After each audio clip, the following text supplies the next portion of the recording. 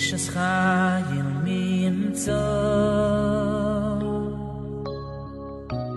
ורחוק מפנינים נכרה בוטח בלב בלום ושלום לא יחזור שקל אחר להבל היפים אוי והבל היפים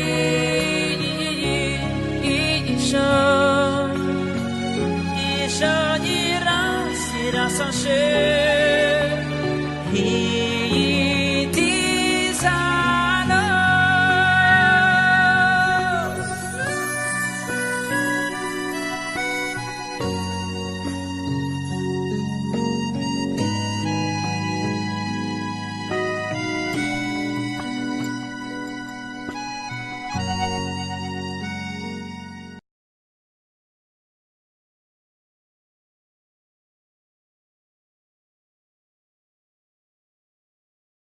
Alors moi, vraiment, ça fait un moment que je demande à Hachem. Hachem, j'ai envie de voir le bien. J'ai envie de montre-moi le bien des gens qui sont autour de moi. C'était très dur avec certaines personnes. J'arrivais pas à voir le bien de certaines personnes et c'était très très dur pour moi. Mais comment je fais? Alors j'ai dit Hachem, aide-moi, je t'en supplie à voir le bien. Montre-moi. J'ai envie de voir le bien de la personne. J'ai envie de voir. Et j'avais tendance toujours à voir le négatif. Et vraiment, on dit qu'avec certaines personnes d'Afka, qui sont très proches de nous, il y a le Yetzara qui est très fort et qui nous fait montrer toujours le mal. Et je voyais que j'arrivais pas toute seule, mais j'ai demandé à Hachem, et Baruch Hachem, il m'a répondu, et je le remercie. Et déjà, j'avais ouvert des livres, et j'avais vu par exemple que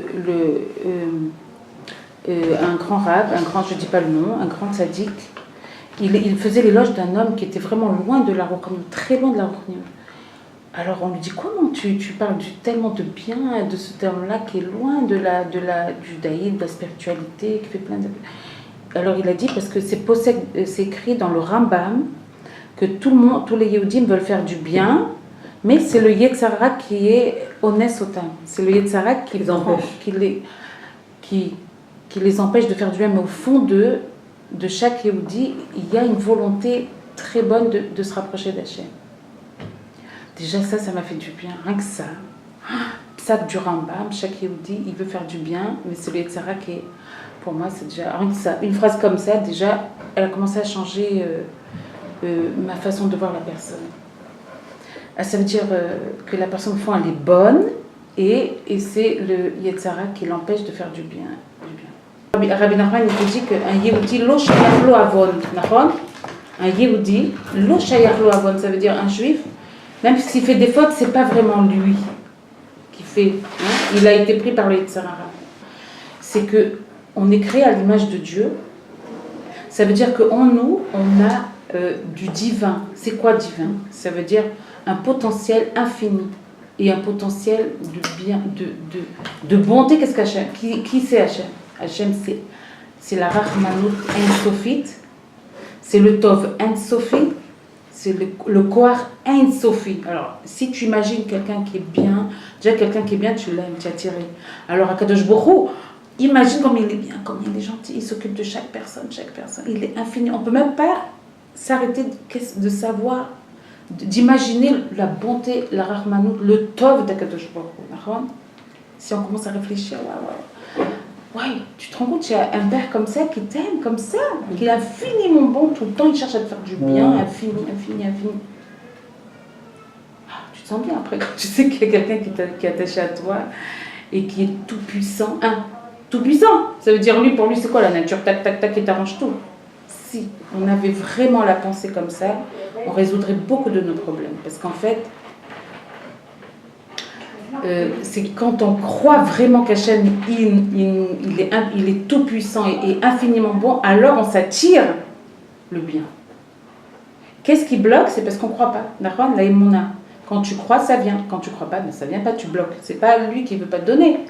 C'est que nous, on n'a pas le Kéli, comme elle a dit le Kéli. Là, il faut faire un Kéli pour recevoir. Mais comment on fait un Kéli?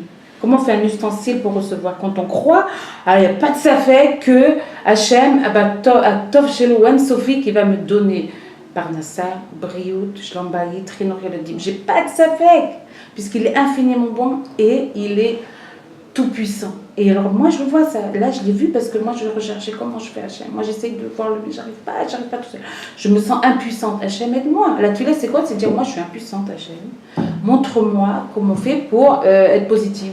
C'est pas évident, non? Parce que le Yetzara que Hachem nous a mis en nous à la naissance, c'est de voir le mal. Aïnra, la Shonara. Jusqu'à maintenant on est encore avec la Shonara, Aïnra, Sinatrina. Donc maintenant, qu'est-ce qu'on a découvert?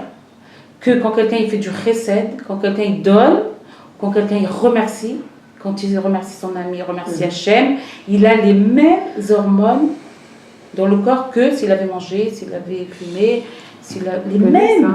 Et encore, alors ça veut dire c'est comme après et en plus, ce qui est beau, c'est que ça n'abîme pas le corps comme le chomer. Tout ce qui est chomer, quand tu manges trop de sucre, ça abîme le corps, tandis que là, quand tu fais du chesed, au contraire, tu es branché avec Hachem. Parce que le monde, il est créé pour le chesed, alors. Voilà, Hachem, il veut qu'on fasse du chesed. Et voilà, donc le plus grand chesed, c'est de faire la tefila pour quelqu'un, comme on a fait là avant, de juger les caves zérout. Maintenant, le cours, il est là. C'est que, donc, moi, j'ai recherché. Et je vois comment Hachem est bon. Oh Hachem, tu es top avec moi. Alors maintenant, il ne faut pas dire j'ai fait des avérotes, Hachem ne va pas m'écouter. Ça, Hachem, il n'est pas comme ça. Hachem ne dit pas celle-là, elle a fait des avérotes, je le bloque. Non, elle n'a pas de sanois, je le bloque. Non. Hachem, il aime inconditionnel. C'est pour ça qu'il faut aimer tout le monde aussi, comme Hachem. Hachem, il a créé tous ces êtres-là. Ils se plantent des fois, d'accord, mais il les aime quand même, non? Hachem, il se plante. Des fois, ils se plantent, peut-être qu'ils mettent des trucs en plus, ou je sais moi. Les gens, ils se plantent. Des fois, les gens, des fois, ils savent pas. Des fois, il y en a qui sont trop dans la tsniout ou trop dans le, je dis pas le mot, quoi, dans le mini, par exemple, trop. Mais quand même, Hachem, il les aime. Alors, ça veut dire quoi? Nous aussi, on doit être comme Hachem. Ça veut dire on doit aimer toutes les créatures. Comme ça, on est bien branché avec Hachem. Et après, hop, elle est comme moi, allez, hop, je lui donne, elle aussi. Tu vois, elle est branchée avec moi. Je pense que c'est comme ça. Que Nahon, Hachem, il donne à manger à tout le monde. Il s'occupe de chaque aide, qu'elle soit en comme ça ou qu'elle soit comme ça. Nahon, ou comme ça ou comme ça. Nahon, il aime tout le monde, Hachem. Donc, de voir le bien. Alors maintenant, le truc, c'est que... alors, elle nous a dit un truc génial, c'est que chaque être, c'est un être divin. C'est pour ça que chaque personne, elle a un pouvoir. Sa parole, ses actes, qu'elle fait comme ça, ça fait des répercussions dans les cieux, hein, d'accord?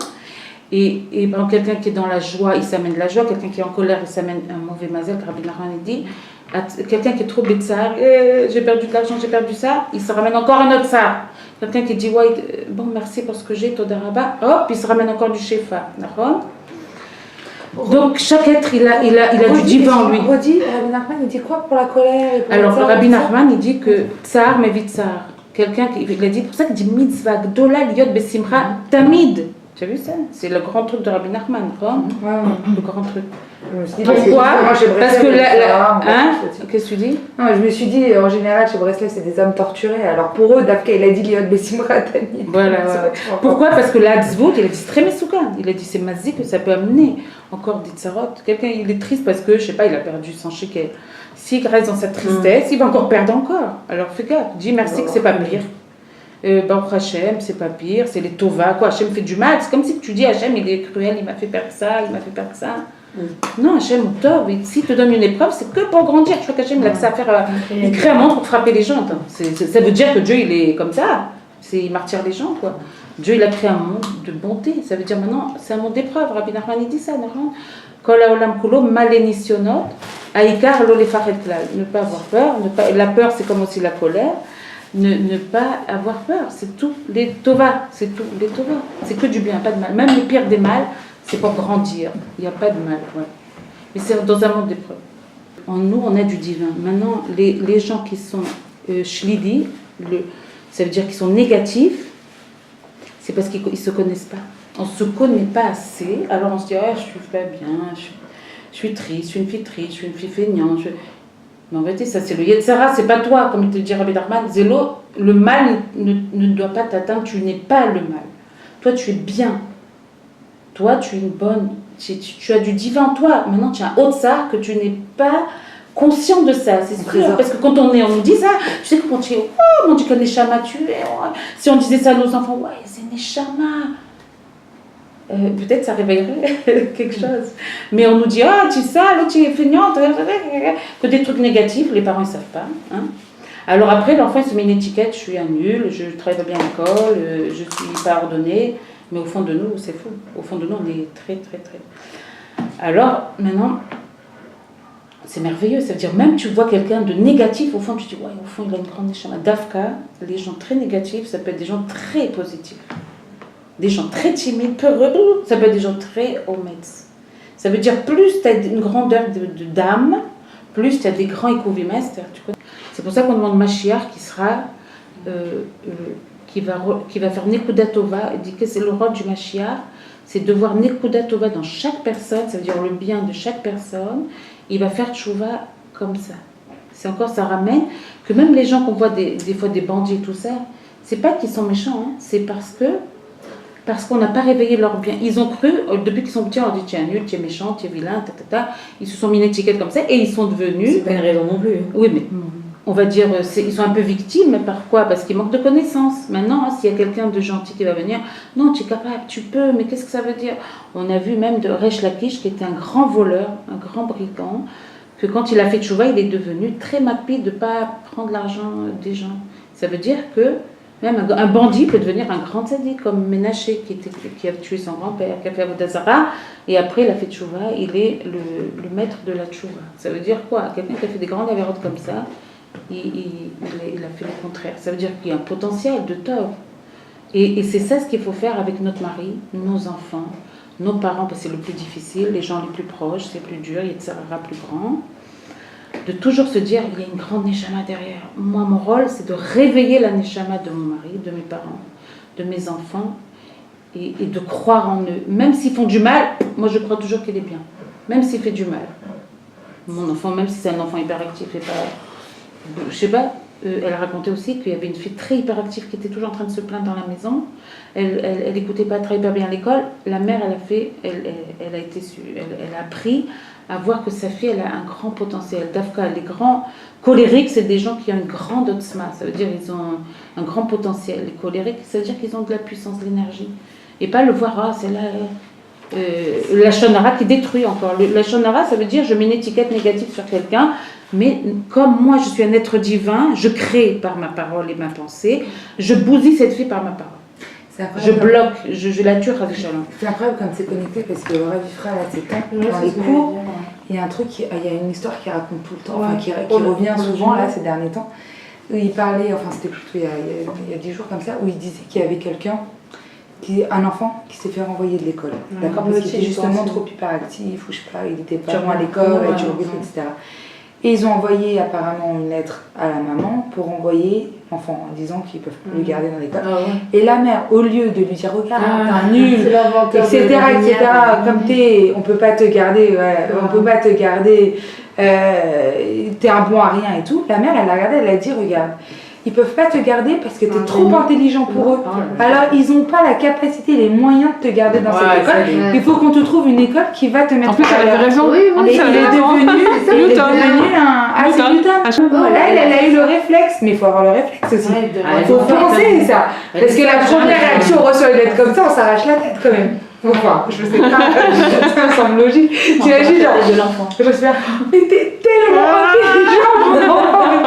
J'ai entendu ma mâche la semaine dernière. Oui. C'est une histoire qui est racontée par Chaim Walder, mais elle a été reprise. C'est d'après une histoire de la Shoah, un enfant qui était très très turbulent. Vraiment, sa mère, elle n'en pouvait plus de lui. Mais quand la mâche Maoyot. Et c'était en Pologne à l'époque, juste avant que la Shoah. Les Allemands qui rentrent en Pologne. Et la mère, elle avait déclaré comme quoi qu'elle était prête à vendre son enfant à qui était prête de l'acheter pour un demi-zloty. Et tout le monde l'avait prénommé demi-zloty. Qu'est-ce que c'est Un demi-zloty, c'était une pièce qui valait Elle rien. pour son enfant, pourquoi? C'était comme ça, elle disait comme ça. C'est pas vraiment qu'elle voulait, mais elle en pouvait tellement plus de lui qu'elle était prête. Elle avait comme ça fait savoir que pour un demi-zloty, qui c'est qui veut acheter mon fils? Et son fils, il y croyait un petit peu comme ça, que sa mère était prête à le vendre. Et tout le monde l'appelait depuis demi-zloty. Il s'appelait Yankel de son vrai nom, mais tout le monde l'appelait demi-zloty. Mais en fait, son père croyait en lui.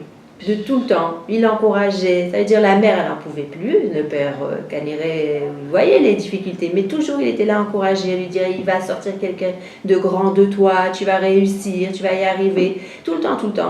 Et en fait, bon, c'est une très longue histoire, mais pour faire rentrer bref, quand la Shoah elle a éclaté, en fait il a regroupé tous les enfants qui étaient dans le ghetto, il a organisé une école avec un rebbe, il a tout pris en main, c'était un petit enfant, il a tout pris en main, il a réussi à sauver les enfants, mamache, des wagons qui partaient à Auschwitz partout par ses capacités en fait qu'il avait, qui étaient en lui, sa chovavout qui était insupportable, s'est transformé en quelque chose qui était un cli. Alors il leur a dit allez maintenant, on va tous sauter du train. Ils ont tous sauté du train. Exactement, et tout le monde qui en fait voyait comme il était insupportable depuis tout le temps, là en fait ils avaient une croyance et comme lui c'est le chef, lui il peut les aider, il est chacham, il va nous sortir de là. Bon, Baruch Hashem, il les a sauvés. Ils ont pris le bateau pour arriver en Eretz Israël. Ouais, ils ont pris le bateau pour arriver en Eretz Israël. Et bon, malheureusement, quand ils sont arrivés, il y a les Anglais qui ont empêché le bateau de rentrer. Il y a des fusillades. Il y a un des enfants qui avait pris une balle, donc il est tombé à l'eau. Et lui, il a sauté pour le sauver. Et là, les déotes, elles sont différentes parce que moi, mes enfants, ils disent que Baruch Hashem, il a survécu. Moi, j'ai entendu la version où il savait pas nager, donc il n'a pas survécu. Mais en fait, c'était vraiment pour dire comme quoi l'histoire, elle a été racontée en fait par celui qui l'a sauvé. Comme pour dire, quand il avait vu une fois, il était dans un jardin, il a vu un enfant qui était hyper turbulent, que ses parents, ils n'en pouvaient plus de lui. Il était âgé déjà à ce moment-là, c'était bien. Et vraiment, la mère, elle entendait comme les parents discutaient. Et l'enfant, il était au jardin, il frappait les enfants, il les poussait, il les tirait, et il recevait des remarques des autres parents. Et les parents disaient, mais c'est qui cet enfant et tout ça. Et la mère, elle disait, mais qu'est-ce qu'on va faire de lui? J'en peux plus, qu'est-ce qu'on va faire de lui? Et donc, comme il a entendu ça, il leur a dit, c'est vous qui devez croire en votre enfant. Et donc, il leur a raconté toute cette histoire. Et du coup, l'enfant, ils se sont mis à pleurer quand ils ont entendu cette histoire. Et il est revenu vers ses parents qui étaient assis sur le banc. Et il disait, mais papa, maman, pourquoi vous pleurez? Et alors ils l'ont pris dans ses bras et ils lui ont dit on croit en toi, mais ta chaîne, tu vas réussir. Et moi quand j'étais jeune, j'avais beaucoup de peine pour les voyous. Je me disais personne n'aime les voyous, les pauvres, tout ça. Et toi tu les adores maintenant. Et moi j'aimais les voyous et bon. Je t'en ramenais pas mal chez toi. J'adore les bandits. Et ça veut dire que dans un bandit, en fait, il y a une âme cachée, elle est emprisonnée. Elle est emprisonnée. Maintenant, si tu crois en elle, si toi tu crois en elle, de loin, même de loin, par la pensée, attends, je regarde. Par la pensée, tu peux créer le dimion, parce qu'il y a marqué que nous, on est créé à l'image d'Hachem. Domé Anachno. Oui, pardon. Non, vas-y, continue. Ah, merci, c'est ce que je veux dire. Dimion, le dimion, Adam a domé l'Aelion. Ça veut dire Adam, l'homme, il ressemble à Hachem. Ça veut dire nous. On ne croit pas qu'on ne sait pas le pouvoir qu'on a par notre pensée. On crée par la parole. Alors, encore plus. Le plus, c'est déjà la pensée, la parole et les actes. Puisqu'on dit que la Shonara est détruite encore. Alors, jusqu'à maintenant. La parole, qu'est-ce que c'est une parole? Ouais, c'est quoi de parler? Eh ben, la parole, elle crée. Donc, une mère, regardez, c'est cette mère de Edison, comment elle a rendu son fils, Gaon, un génie, par sa parole. Elle lui a dit ça, ou le père qui a dit ça à son fils et tout. Alors, en vérité, Hachem, il aime chacun dans sa vie. Il va toujours rencontrer quelqu'un qui va le remonter. Moi, Esther, elle m'a remonté, par exemple, moi, j'étais dans mon coin et tout ça. Elle me dit, ouais, Esther, et chacun, même si ce n'est pas ses parents, Hachem, il donne à chacun une chance dans sa vie d'être relevé parce que chaque neshama, elle est indispensable dans le monde. C'est vrai que la parole est créatrice parce que, bon, je te donne une anecdote. Oui, à Ouman, à Ouman cette année, on était tous ensemble, donc on est parti au parc Sophia et pour rigoler, j'ai dit à la rabbinite, rien que pour vous, je vais venir à Jérusalem. Et je l'ai dit, enfin, Jérusalem, oui, comme ça, quoi. Et ma bidon, Mais tu sais que c'est pas ça. C'est qu'il y en a une derrière nous, il y avait une Française derrière nous, ils m'ont emmené qui a dit attention à ce que vous dites parce que ça va être bien réalisé, hein. Ben, en fait, ça c'est vraiment. Il y a eu toute une histoire. En fait, j'ai eu tout un truc qui s'est passé à Ouman et je suis venue me reposer chez mes parents et mon mari il cherchait de son côté Natania et on ne trouvait pas. Et moi j'ai dit comme ça, bon, viens, on ne sait jamais. Et puis Tom, après 7 ans de mariage, il me dit, la première fois, il me dit ok pour Jérusalem. Et grâce à Dieu, on a trouvé un appart qui nous convenait. C'était tout un truc. Mais comme quoi, et maintenant, à chaque fois que je parle, je fais attention. Mais c'est bien, t'as Parce des que bonnes choses. déjà, avant ça, on s'est dit, il y a des petits trucs. C'est vrai qu'on se rend compte, mais quand vraiment après on voit, putain, à chaque fois qu'on parle, il y a un truc qui se passe. Dans la Kabbalah, on explique qu'il y a, bon, évidemment, il y a plusieurs mondes. Hein. Il y a le monde de la Siya, il y a le monde terrestre qu'on voit, qu'on touche. Il y a le monde après de la Hatzilut, après il y a le monde de la Bria, après il y a bien d'autres mondes. Maintenant, chaque monde, il correspond à quelque chose, à un niveau qui nous concerne. Ça veut dire la Asiya, c'est l'action, c'est nous qui voyons, qui touchons, qui travaillons. Après, il y a le monde de la Bria, c'est la parole, c'est le monde, c'est-à-dire en haut, il y a un monde qui s'appelle le monde de la parole. Et après, tu as un monde d'Hatzilut qui s'appelle le monde de la pensée. Et donc, comme tu dis, la parole elle est créatrice, puisque c'est avec la parole que le monde a été fait. Donc la parole elle est plus élevée que le monde matériel. Oui. Quoique on croit ce qu'on voit. Donc pour nous, ce monde il est vraiment là, il est réel parce qu'on le voit, on le touche et qu'on vit avec. Mais la parole, bon, des fois on entend des trucs comme ça, on dit oui, c'est vrai, la parole est créatrice. Mais c'est pas tout le temps qu'on le voit. On y croit à moitié, on y croit sans y croire. On veut bien, c'est-à-dire que si on en a de l'aïmouna, on se dit, waouh, j'ai dit un truc, j'ai fait une bracha, ça s'est accompli, ou j'ai dit quelque chose qui était tordu, ça s'est accompli, comme tu viens de nous donner la preuve maintenant. Tu as dit une chose et elle s'est accomplie. Et il y a une chose qui est encore plus puissante que la parole, c'est la pensée. Parce qu'elle est dans un monde qui est encore plus haut que la parole. C'est-à-dire que plus que le monde où se trouve la chose, il est plus haut, et plus que la puissance est grande. C'est-à-dire que la pensée, elle est plus forte que la parole. La parole est plus forte que l'action. Et on croit le contraire. Et on croit que c'est le contraire. C'est-à-dire qu'on peut penser ici ce qu'on veut, on ne voit pas, on ne voit rien du tout, comme si de rien. Comme si de rien. Comme si elle n'existait pas. On pense, on s'en fout. Et puis dans la rue, bon, on voit pas les gens penser et tout, on croit que ça n'existe pas. Alors que ta pensée, elle est créatrice, encore plus que la parole, encore plus que l'action. Je ne savais pas à quel point la pensée, elle était tellement importante. C'est-à-dire qu'à quel point il faut faire attention à nos pensées. Non seulement y faire attention évidemment, mais croire que si tu vas penser bien à une chose, tu vas sur une personne, comme tu as dit au début, ou sur une situation, ou par rapport à ton mari, ou par rapport à tes enfants, comme cette femme, elle a pensé, elle s'est dit, bon, je suis obligée de penser qu'il est bien cet enfant. Elle a tellement pensé, et elle était obligée d'y croire qu'il est devenu un génie. Et en fait, peut-être qu'il était déjà un génie, mais par sa pensée, elle a libéré. Il était un potentiel, elle a libéré le potentiel.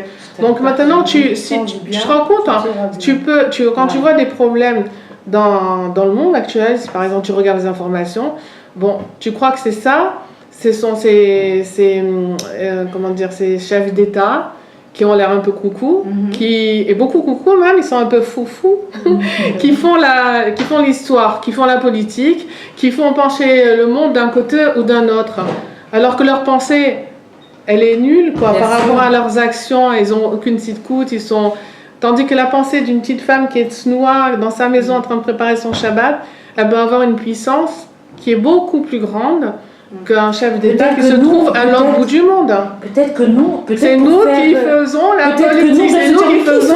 C'est nous qu'on dirige, on peut c'est nous qui dirigeons. Par notre pensée même. Voilà, on peut diriger. Nous, on veut. Voilà. Que Exactement. Quand tu vois maintenant, quand tu vois les deux politiciens, celui d'Amérique, celui de Corée, qui se font la guerre, qui s'envoient des paroles de shtout total, tu te dis, attends, il y a tout le monde qui a peur, et qu'est-ce qu'on va faire, et tata, ils font des manifestations, tu peux concentrer ta pensée et dire, c'est rien. Voilà. Ça n'a aucune importance. Tu Il y aura du shalom. On veut qu'il y ait du shalom dans le monde. On veut le shalom. On veut qu'Akadosh Baruch Hu, il règne dans le monde. C'est lui qui règne dans le monde. Et tu vois, tu mets de la force dans ta pensée. Il faut qu'on c'est pas voit que ça. tu penses et puis voilà, tu penses, tu m'imagines que ta pensée a une force. Et tu vas poète, Quand tu vas faire en sorte que tu vas leur mettre des bonnes pensées. Non, c'est pour ça aussi qu'on dit que pour faire des doutes, il faut se concentrer. Pourquoi ils disaient avec-nous dans les sadés, ou il y en a qui vont des fois, je sais pas, dans des endroits vides. Parce que quand on est seul et isolé dans un endroit, on n'a pas la pensée des gens qui nous perturbent. On arrive à avoir du recul et on arrive à avoir plus de ishuvadat quand on est seul pour se recueillir que quand il y a du monde. D'un coup, on sent que on n'arrive pas à se concentrer, on n'arrive pas. Alors on peut se dire ouais, c'est parce qu'il y a du monde, etc. On est gêné par les journées peut-être. Et en journée, maintenant même, on va passer dans une rue qui est normalement peuplée, il n'y a personne à ce moment-là. Malgré tout, il y a des pensées des gens qui sont là, etc., qui sont encore à la surface. Mais le soir, la nuit, tout est plus chaquette quand tout le monde va dormir. Parce que tout se repose, alors la nuit c'est plus ouvert. C'est pour ça qu'ils disaient dans les sadés, tikkun chatzot, c'est-à-dire la nuit. Parce que là-bas, ça y est. Ça veut dire qu'on peut mieux parler avec la chaîne quand il n'y a pas les ondes. C'est qu'on peut se concentrer, avoir du ishuvadat, avoir des pensées plus positives, être nettoyé. Voilà, comme elle a dit, on n'est pas parasité. Parfois, tu vois des tzadikim qui font un chas de shalom, d'un coup, ils tournent et au vinaigre, ils font des avérotes. Et parfois, tu vois des rechaïm, des gens qui ne sont pas du tout dans la Torah et tout. D'un coup, ils ont envie de servir Hachem et ils font tchouva. Ils disent justement à cause de l'endroit où ils sont passés, ils ont attrapé une pensée. C'est pour ça qu'il faut faire attention à être dans des endroits où il n'y a que des énergies positives, où il y a des bonnes pensées. Parce qu'au moins, s'il y a une pensée qui rentre, elle va nous aider maximum. Mais si on va à Rechov, Loedat, et que les gens ils sont des pensées d'Averod et tout, attention, il y a une pensée qui peut nous traverser l'esprit. C'est vrai, mais c'est vrai, tu as raison. C'est pas moi qui ai raison, c'est Rabbi Nachman. Quand on est mamine qu'une personne, elle est bonne, qu'elle n'est pas shayach lo avon, comme dit Rabbi Nachman, même si elle a fait des bêtises, parce qu'elle en a fait, mais que c'est pas elle, c'est la clipa, c'est pas elle. Elle, au fond, elle est touva, elle aime Hachem, elle aime les briottes, elle aime la vie, elle aime pas les bêtises, elle aime pas les avérotes, au fond. Alors quand tu penses comme ça, tu la vois propre, tu la vois pas, bon, c'est stable l'écorce, mais au fond, il y a une neshama, et c'est ce qu'il faut voir en nous, déjà. D'abord, la bonté commence par soi-même, la bonne charité commence par soi-même. En nous, de nous voir qu'on est des neshamot niflot, qu'on est des enfants d'Hachem, c'est-à-dire qu'on ressemble, et qu'on a les mitot HaKadosh Baruch Hu en nous, et d'en parler, de développer ça, et aussi après, autour de nous, de nos proches, et tout le clan d'Israël, ma chère, il va venir, c'est sûr. Amen. Avec ça. L'idée, c'est, moi j'ai dit dans ce séfer, ma chère, il viendra, quand lui, qu'est-ce qu'il fera? Il verra les Nekudat Tova de chacun, et tout le monde va faire tchouva. Voilà, c'est la Torah de Mashiach. Toda Rabba Hashem, Toda Esther, Toda Atem. Grâce à vous, je me suis fait un super cours. Merci beaucoup. Elodie, le mot de la fin. Allez, le mot de la fin.